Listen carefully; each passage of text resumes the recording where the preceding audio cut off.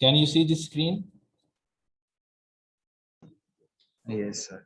Okay, जो मैंने कल लेक्चर रिकॉर्ड किया था उसमें एक ये प्रॉब्लम सॉल्व किया था जो कि असाइनमेंट का प्रॉब्लम था, आप लोगों से सॉल्व नहीं हो रहा था। तो अगर आप लोगों ने उसको देख लिया रिकॉर्डिंग को तो आई थिंक अब मैसेज क्लियर होगा। हमें एक वेलोसिटी फील्ड दिया गया है u of y, let me annotate. So u of y is given as uy by b 1 minus y by b and u is some constant and b is distance between the plates। आपके पास दो plates हैं जिसके अंदर fluid flow कर रहा है। We will see, इसको हम पॉइजले फ्लो बोलेंगे जब हम थोड़ा सा कुछ लेक्चर्स और होंगे। So fluid is moving between these two plates और जो प्लेट्स का जो डिस्टेंस है that is b units। So b could be 1 meter, 2 meter, 1 centimeter or whatever।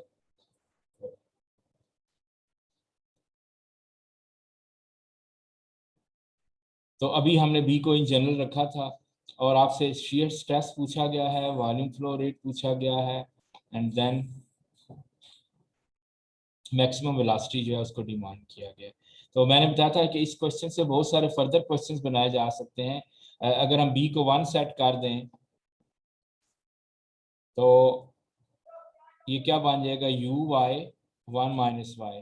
ये देख रहे हैं आप, बी को अगर हम 1 सेट कर दें, इसी तरह इस u की कोई वैल्यू दे दें 0.3 0.4, तो फिर b को 1 रखें तो ये वाला वेलोसिटी प्रोफाइल है। तो आपको कोई भी वेलोसिटी प्रोफाइल दिया जा सकता है यहाँ पे। तो बहुत सारे क्वेश्चन यहाँ से सेट किए जा सकते हैं।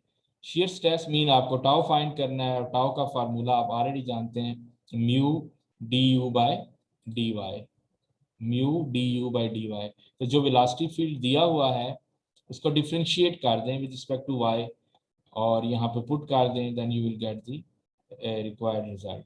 ठीक है, इसमें कोई इशू तो नहीं था टाउ में?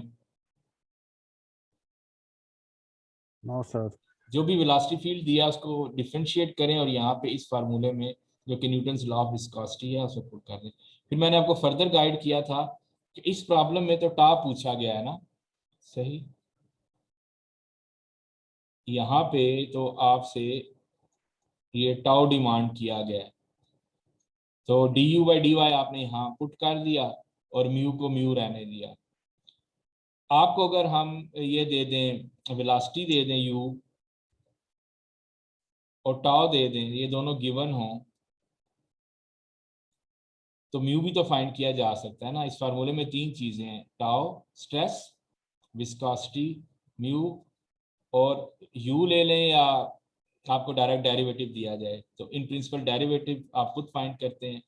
तो फिर आपका म्यू क्या बनेगा, म्यू क्या बनेगा, टाउ जो गिवन होगा आपको divided by d u by d y. तो इस तरह से आप फ्लूइड की विस्कोसिटी भी फाइंड कर सकते हैं। तो ये पहला पार्ट बड़ा आसान था और सेकंड जो था इसमें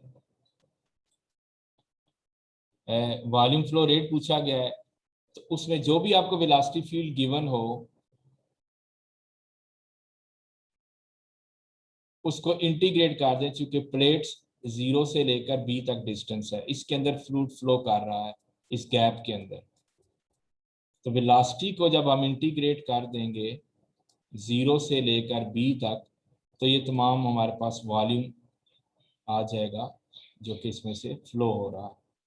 ठीक है, तो अगर आपसे ये कहा जाए कि ये गैप जो है 0 से 1 तक है, फिर आप 0 से 1 तक इंटीग्रेट करेंगे, अपर और लोअर लिमिट्स पुट करेंगे, you will directly get some number.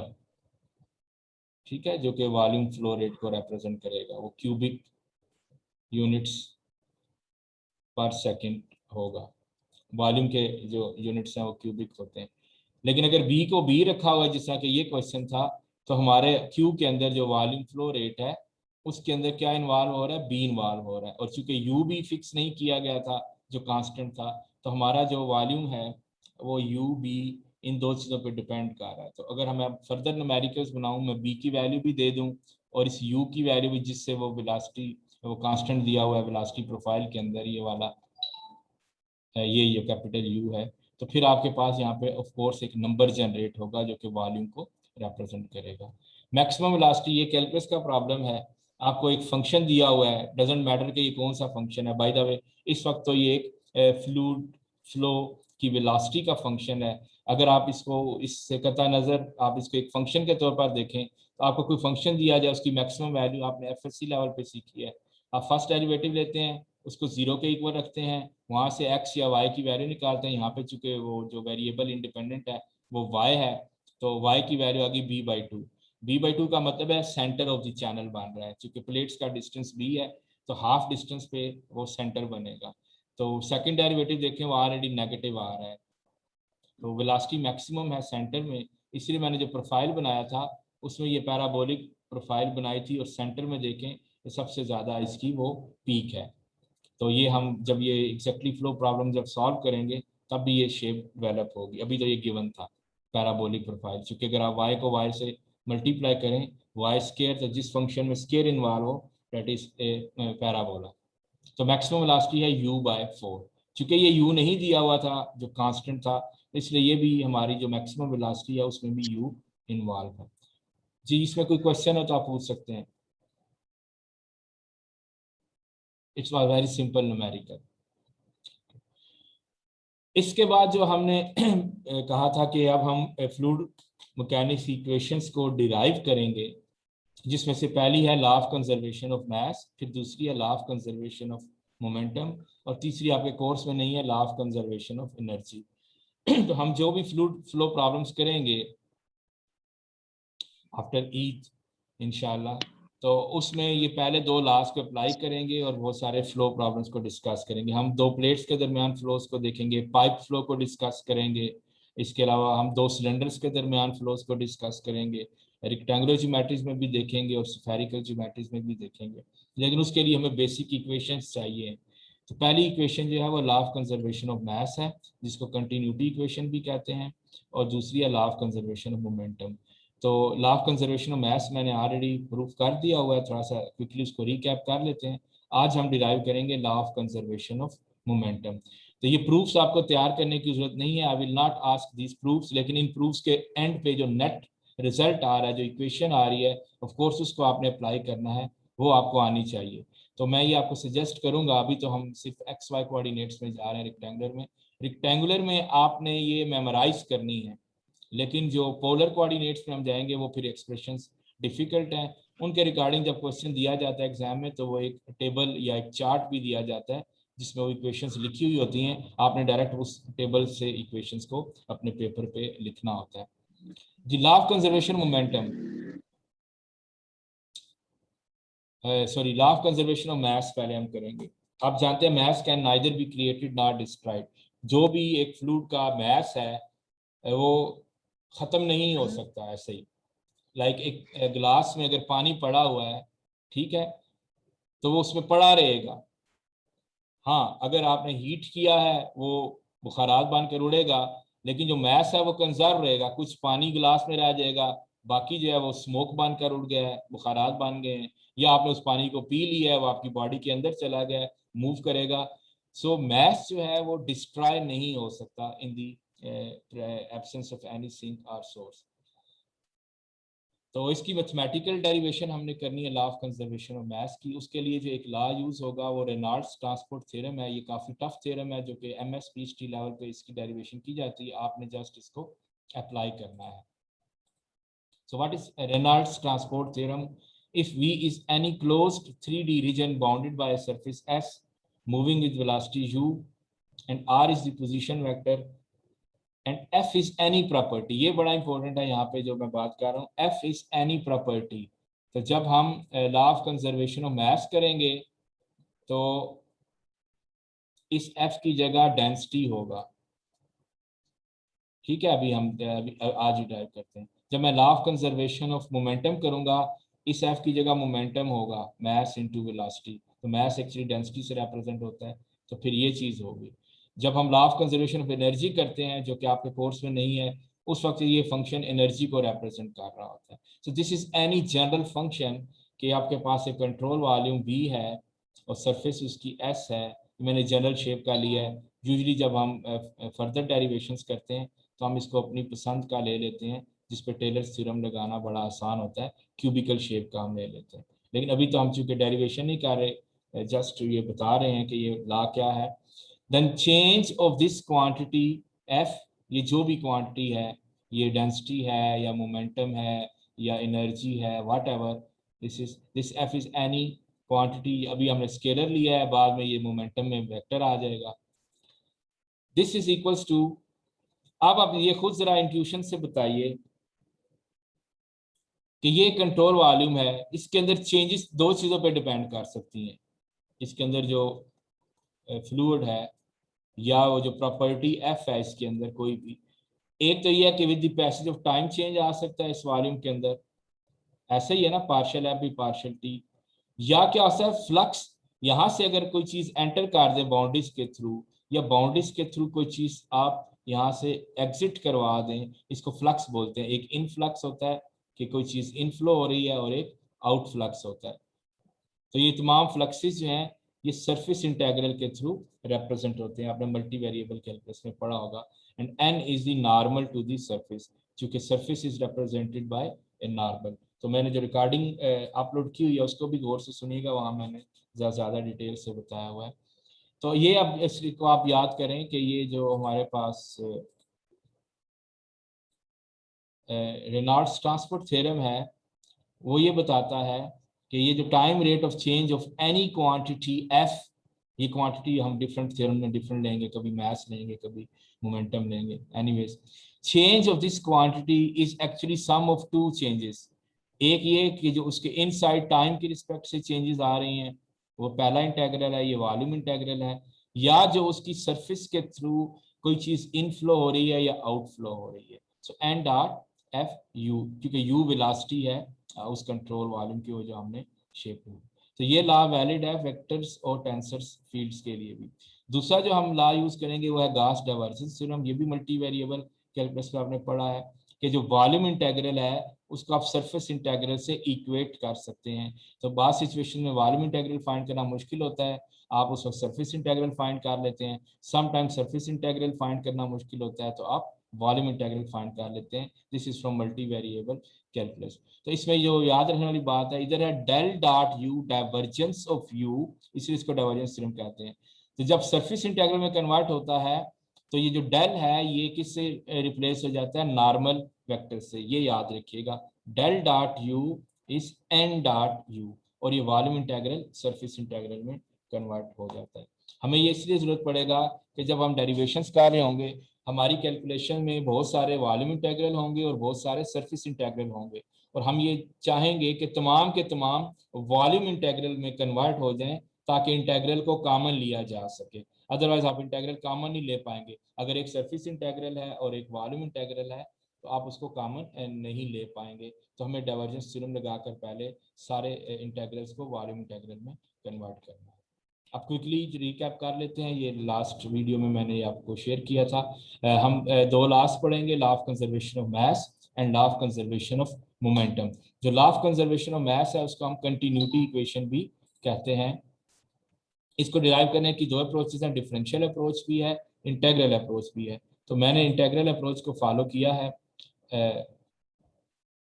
You could see books में डिफरेंशियल अप्रोच भी होती है, इसमें टेलर सीरीज लगाई जाती है। What is the law of conservation of mass? The total mass of a continuous medium remains unchanged during its motion. तो total mass जो है वो चेंज नहीं हो सकता।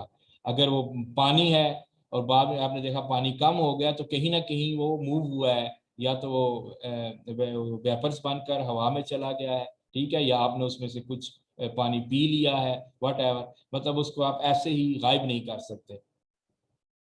वो शेप चेंज कर लेगा लेकिन मैस जो है वो कंजर्व रहेगा।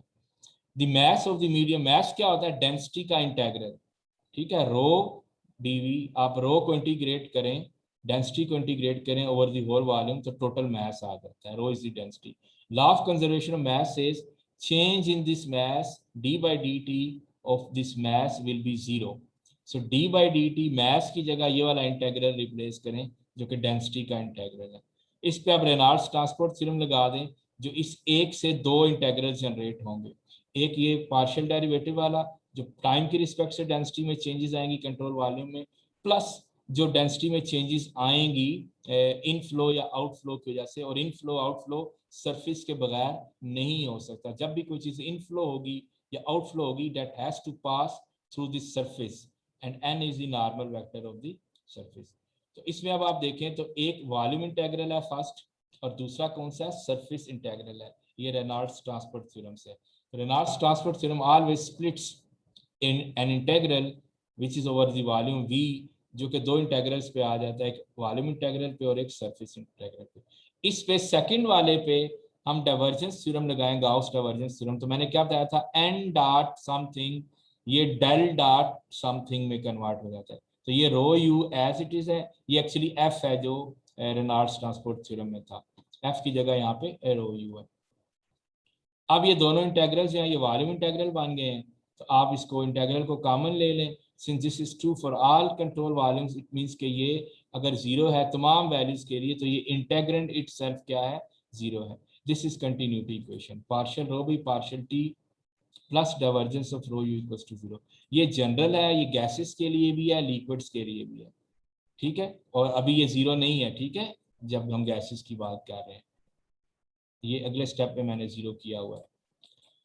अगर हम कहें जी कि फ्लूइड इनकम्प्रेसिबल है, डेंसिटी कांस्टेंट है, तो फिर मैंने कहा था ये वाली पहली टर्म भी जीरो हो जाएगी, और इसको ओपन करें, रो बाहर निकाल लें उस फार्मूले के तहत, तो फिर डेल डॉट यू जो है वो इक्वल्स टू जीरो होगा।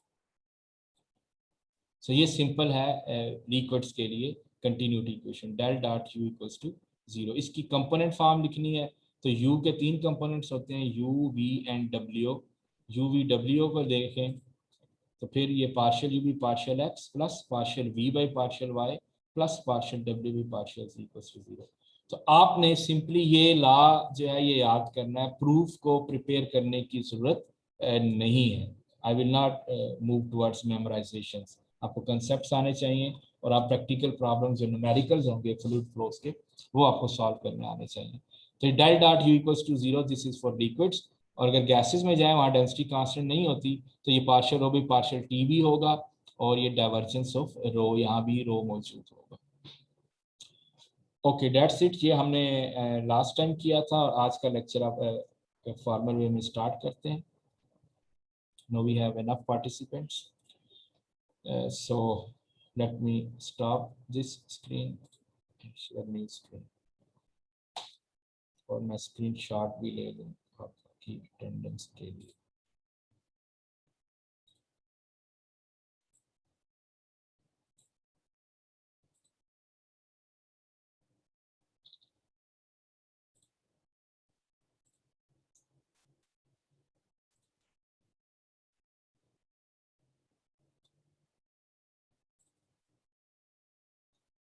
Okay, can you see this new screen?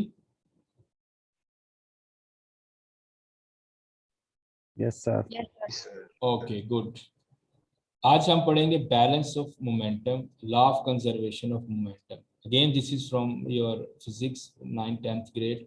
Rate of change of momentum is equals to the sum of all forces. So change in momentum is balanced by the forces.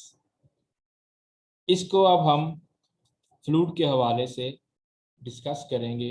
मैं तमाम forces को भी इकट्ठा करूंगा, और मैं ये d by d t m u भी कैलकुलेट करूंगा, इसको इक्वल कर दूंगा। अगेन डेरिवेशन अंडरस्टैंड करनी है, इसको मेमोराइज करने की जरूरत नहीं। एट द एंड जो हमारी नेवियर स्टोक्स इक्वेशंस बनेंगी, वो आपको जो है वो प्रिपेयर करनी होगी।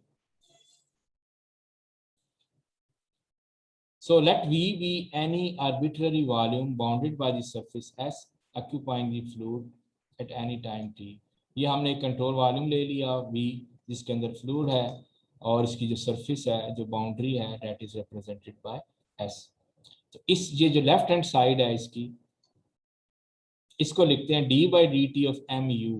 तो मैंने बताया था मैथ्स को जब भी लिखते हैं वो क्या होता है, डेंसिटी का क्या होता है, इंटेग्रल होता है। तो ये डी बाई डी टी ऐसे ही लिखा हुआ है, इस मैथ्स की जगह ये इंटेग्रल ऑफ डेंसिटी आ गया, और ये वाला यू साथ है। So change in momentum is equal to sum of all the forces. तो चेंज इन मोमेंटम तो मैंने लिख लिया, लेफ्ट साइड हमने यहाँ से बना ली है, ठीक है। इसमें कोई चीज पूछनी हो पूछ सकते हैं आप। ठीक है, मैंने just mass is always represented by the integral of density। ये हमने लॉ ऑफ कंजर्वेशन ऑफ मास में भी इसको लिखा, क्योंकि ये मोमेंटम था साथ यू भी था, तो यहाँ पे इंटीग्रल के अंदर यू थे। अब मुझे फोर्सेस लेनी है जी।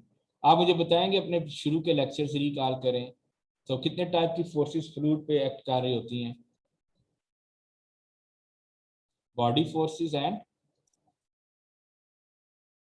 Surface forces.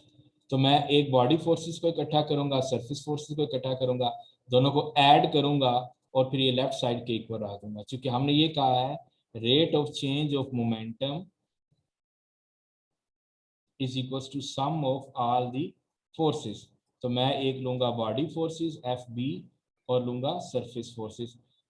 बॉडी फोर्सेस में यूजली ग्रेविटी आती है। बॉडी फोर्सेस वो फोर्सेस होती हैं जो फ्लूइड के तमाम पार्टिकल्स पे इक्वली एक्ट कर रही होती हैं। तो ग्रेविटी एक ऐसी फोर्स है जो कि तमाम फ्लूइड पार्टिकल्स पे एक्ट कर रही होती है, वेदर फ्लूइड इज मूविंग और इन कंटेनर, इन स्टैटिक फॉर्म और इन डायनामिक फॉर्म। तो gravity is acting uniformly on all particles, on all molecules. ये बॉडी फोर्सेस हैं। कुछ और बॉडी फोर्सेस भी होती हैं जो कि इलेक्ट्रोमैग्नेटिक फोर्सेस हैं, जो कि आपके कोर्स में ऑफ कोर्स नहीं है, वो एमएस का जब फ्लूइड मैकेनिक्स का कोर्स होता है उसमें हम डिस्कस करते हैं। तो आप जो है बॉडी फोर्स को यहाँ पे इस लेवल पे ग्रेविटी फोर्स को कंसिडर करेंगे। अब हम सरफेस फोर्सेस की बात करते हैं। सरफेस फोर्सेस वो होती हैं जो फ्लूइड की सरफेस पे एक्ट करती हैं। लाइक आपके पास सरफेस टेंशन होता है, या जो आपके पास होती है ना शियर स्ट्रेस होता है, नॉर्मल स्ट्रेस होता है। स्ट्रेसेस जो हैं वो हमारी जो है वो सरफेस फोर्स होते हैं। तो मैं स्ट्रेसेस की यहाँ पे बात करूँगा। ओके, आगे हम मूव करते हैं, फोर्सेस को कलेक्ट करते हैं। Let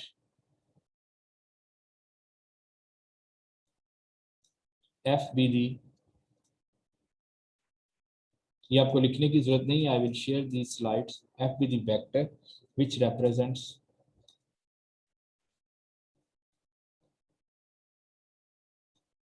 the resultant of all body forces. जितनी भी बॉडी फोर्सेस हमने कहा जी एफ के अंदर है, वो यूजली हमारा ग्रेविटी ही होगा जब हम कुछ फ्लो प्रॉब्लम्स करेंगे after your mid term exams. Resultant of body forces per unit mass. तो फिर क्या होगा जी, टोटल बॉडी फोर्सेस क्या होंगी ओवर दी वॉल्यूम वी। आप इन तमाम डेंसिटी के लिए इन फोर्सेस को इंटीग्रेट कर लेंगे। तो इसके साथ आप लिख लें this is 2।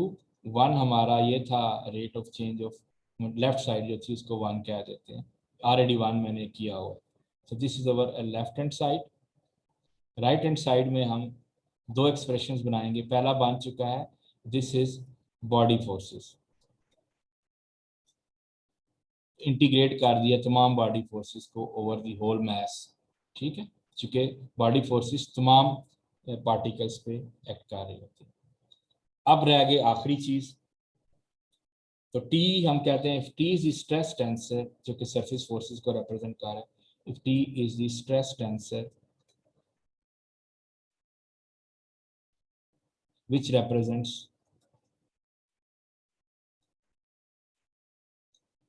resultant of all surface forces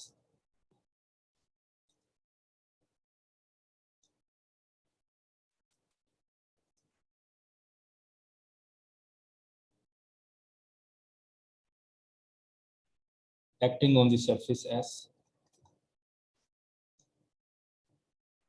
आप बताएंगे वॉल्यूम इंटीग्रल आएगा या सरफेस इंटीग्रल आएगा?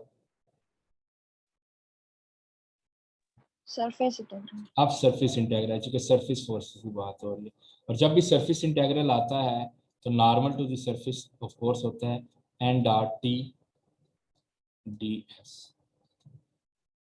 ले जी, आप बैलेंस करना है। 1 equals to 2 plus 3, 1 left side था equals to sum of all the forces. तो ये था rate of change of momentum left side पे, ये पहला था बॉडी फोर्सेस बी एफ, और ये तीसरा था सरफेस फोर्सेस। इन्हें इकट्ठा करते हैं।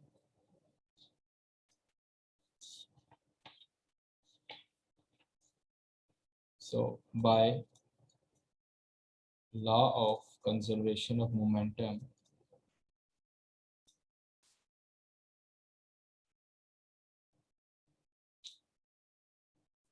change in momentum in the volume V, momentum क्या था, रो u, density times u equals to sum of all the forces. तो पहली थी बॉडी फोर्स, वो ओवर द होल वॉल्यूम था, रो f dv plus surface forces हैं जो कि नॉर्मल के थ्रू रिप्रेजेंट हो रही है, टी हमने कहा वो टेंसर है जिसके अंदर तमाम सरफेस फोर्सेस हैं। ओके, अब इस पे हम अप्लाई करते हैं Reynolds transport theorem.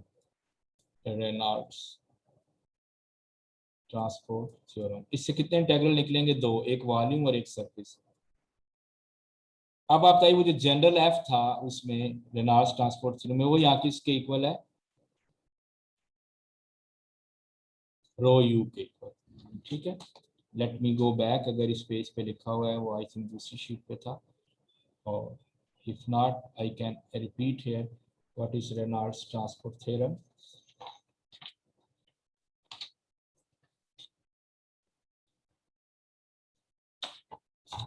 It's very important कि आपको ये पता हो कि F की जगह क्या आ रहा है। Let me write in red color. Reynolds transport theorem was d by dt, F was any property.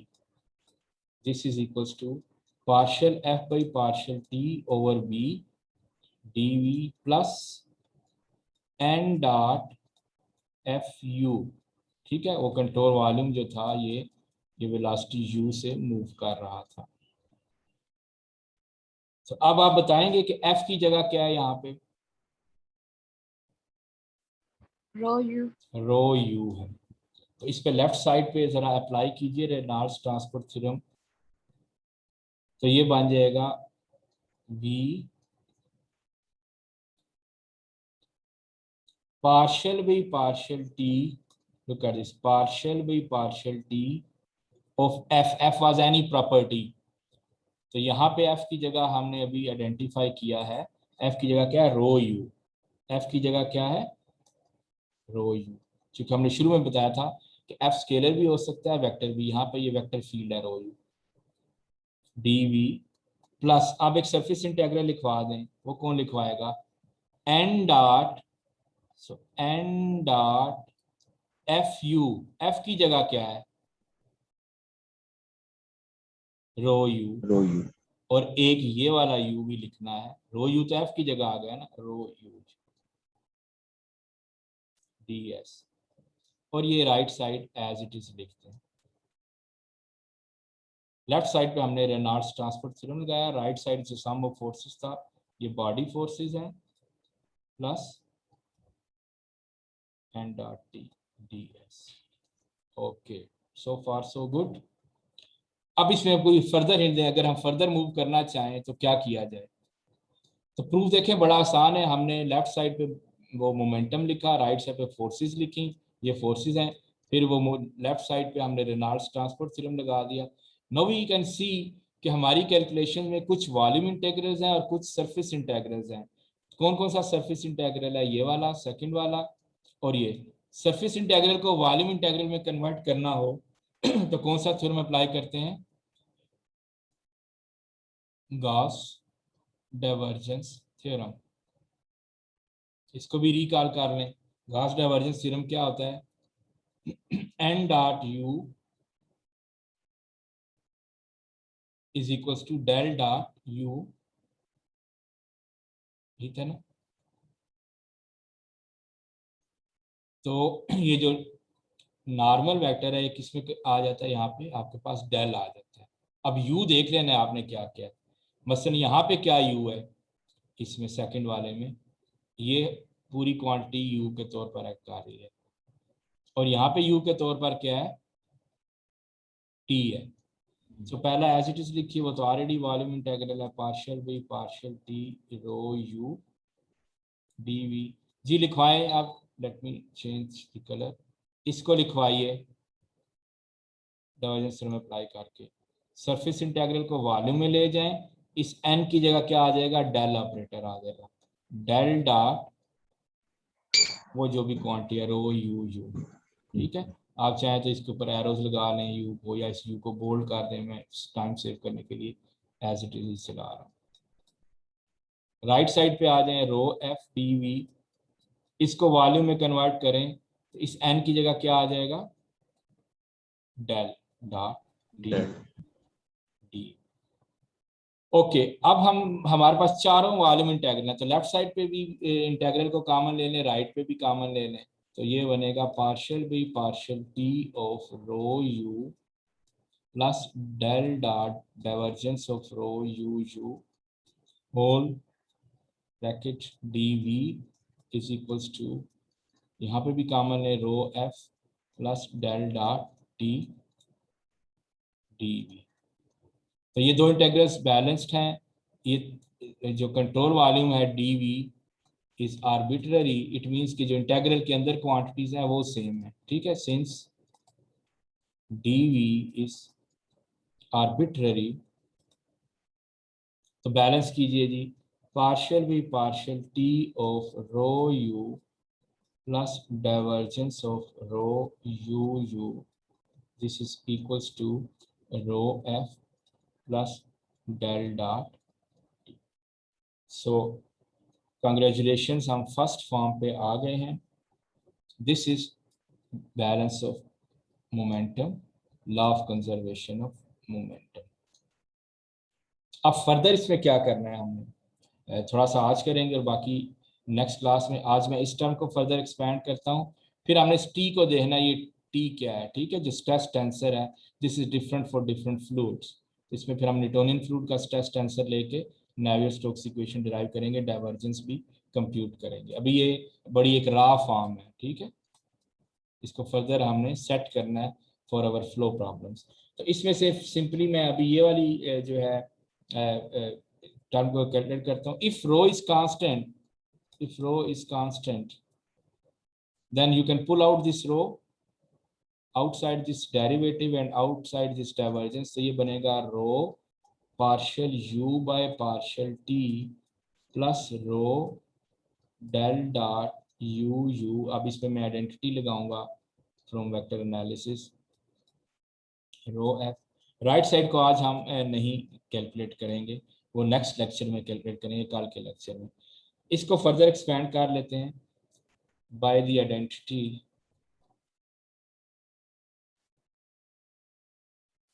Divergence of you you. ये दो वेक्टर्स का अगर डाइवर्जेंस लेना हो तो ये बनता है u as it is divergence of second plus u dot del. ये आइडेंटिटी है वेक्टर एनालिसिस में। चूंकि फ्लूइड इनकम्प्रेसिबल है, कौन सी क्वांटिटी जीरो होगी, पहली हमने आज एक लॉ मैंने रिकैप किया है, fluid is incompressible. Law of conservation में मैथ से क्या आया था, divergence of u equals to zero. यही हमने law of conservation of mass last lecture में भी किया और आज रिकैप भी किया। तो इसमें से कौन सी टर्म जीरो हो जाएगी, ये वाली टर्म जीरो हो जाएगी। तो ये हमारे पास आएगा u डॉट डेल u। तो अब इसको लिखिए फाइनल फॉर्म में, rho partial u by partial t plus, जी जी सर सारे फ्लूइड्स इनकम्प्रेसिबल होते हैं, बट ऐसा नहीं होता कि लिक्विड जो होते हैं वो कंप्रेसिबल होंगे और गैसेस जो है वो इनकम्प्रेसिबल। गैसेस कंप्रेसिबल है, लिक्विड्स इनकम्प्रेसिबल है, ठीक। तो जब हम यहाँ पे पहुंचे हैं इस स्टेज पे, ये गैसेस के लिए भी है और लिक्विड्स के लिए भी है, जब तक मैंने कोई अजम्पशन नहीं लगाई। जैसे ही मैंने कहा रो कांस्टेंट है तो मैं लिक्विड्स की तरफ मूव कर रहा हूँ, ठीक है, ओके सर, ठीक है। और आपने अभी उलट बोल दिया था, गैसेस हैं ये कंप्रेसिबल होती हैं, गैसेस को कंप्रेस किया जा सकता है, उसमें डेंसिटी आप बाहर नहीं निकाल सकते डेरिवेटिव से, क्योंकि डेंसिटी वेरिएबल है।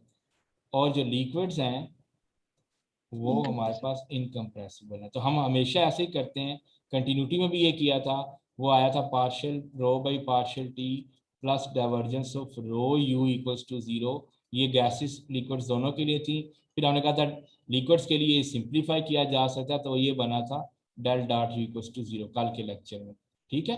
लिक्विड्स के लिए ये बना था, क्योंकि ये फिर 0 हो गया था, इस रो को भी पुल आउट किया जा सकता था आइडेंटिटी के through, del dot u equals to 0।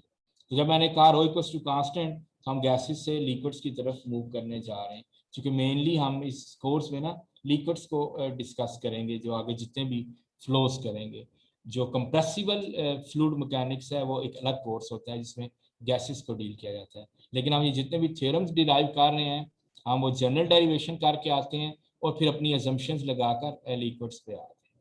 So I am running short of time, तो आप इसको रीज्वाइन कर लीजिएगा, या अगर ये 1 मिनट में वाइंड अप हो जाता है अटेंडेंस अपनी चैट बॉक्स में डाल दें, और मैंने स्क्रीनशॉट भी ले लिया है, तो फिर हम कल ज्वाइन कर लेंगे।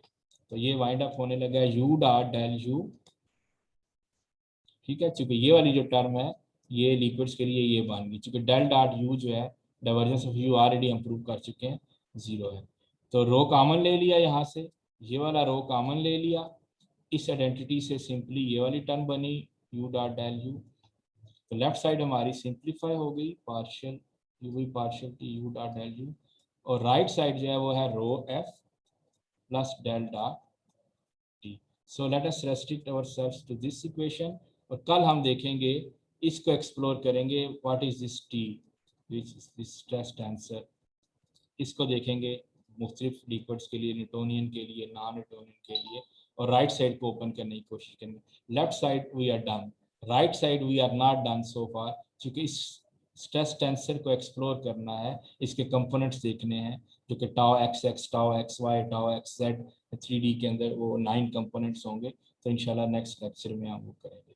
तो कल की वीडियो को भी रिकॉल कीजिएगा, इसको भी रिकॉल करें, ताकि कल जब हम स्टार्ट करें तो आपको पता हो हमने इस पॉइंट से फर्दर मूव करना है।